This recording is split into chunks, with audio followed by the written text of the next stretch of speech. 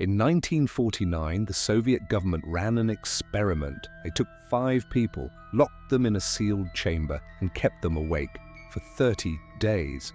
What happened inside was immediately classified. The files were sealed. The scientists were silenced, and for 60 years nobody talked. Then the Soviet Union collapsed, and the files came out. This is what was in them. The chamber. Stalin's scientists are not building bombs. They are trying to break something more fundamental, the human mind. 5 subjects are placed inside a sealed, airtight chamber. The files give them no names, no backgrounds, no indication of whether they had any choice. The chamber has one feature the subjects are not told about: a gas pump connected to the ventilation system, pumping an experimental stimulant into the air, 24 hours a day. Its job: keep them awake.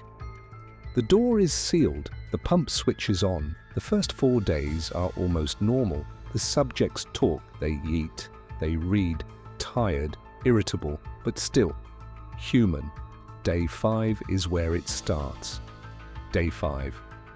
Sleep deprivation at 5 days does one specific thing.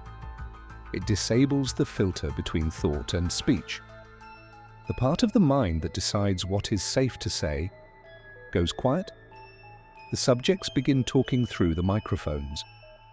Not to each other, to the scientists outside. Confessions, secrets kept for years, private things that should never leave a person's mouth.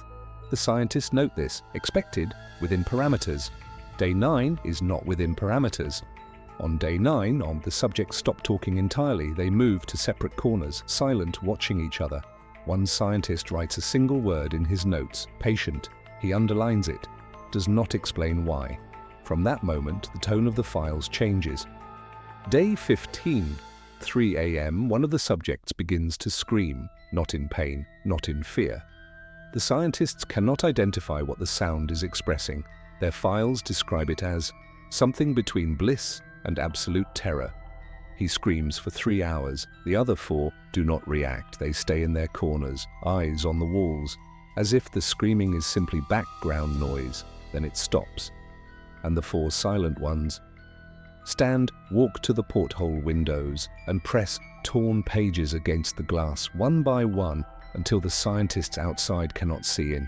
The microphones are still working. What they recorded over the next 4 days was never transcribed. The scientists who listened refused to describe what they heard. One wrote 4 words in the margin, "This should not be," then crossed them out. Day 30. On day 30, the scientists cut the gas, pump fresh air into the chamber. The experiment is over. "You can sleep now," scientists said.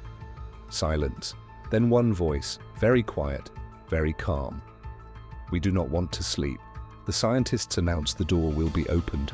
The same voice. "We will not allow that." The military makes the decision. Open the chamber. The door is unsealed.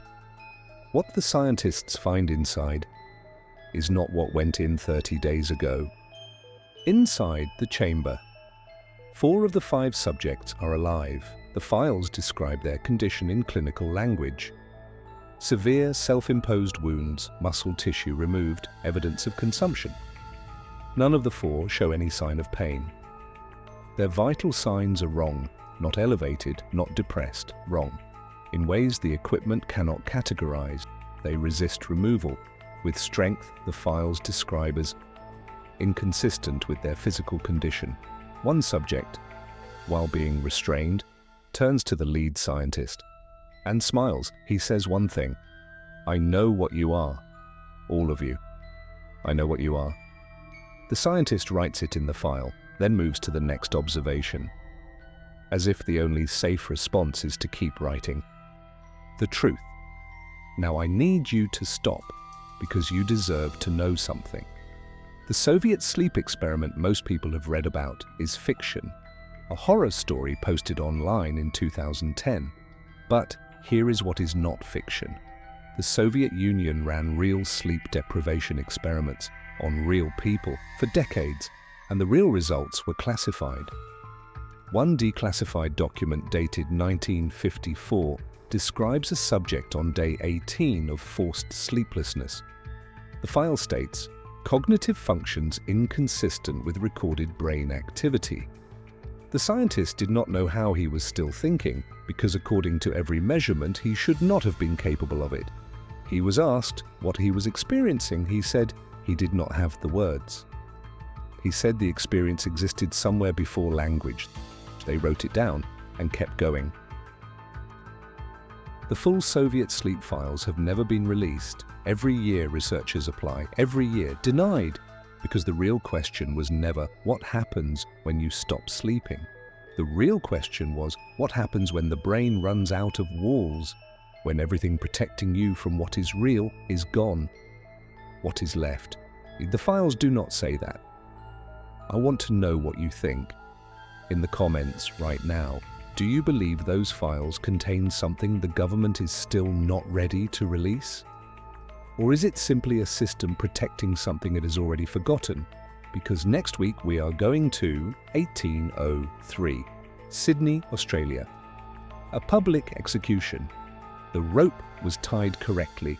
The drop was calculated. Hundreds of people were watching, and the man walked away. 3 times, the law had no answer for it.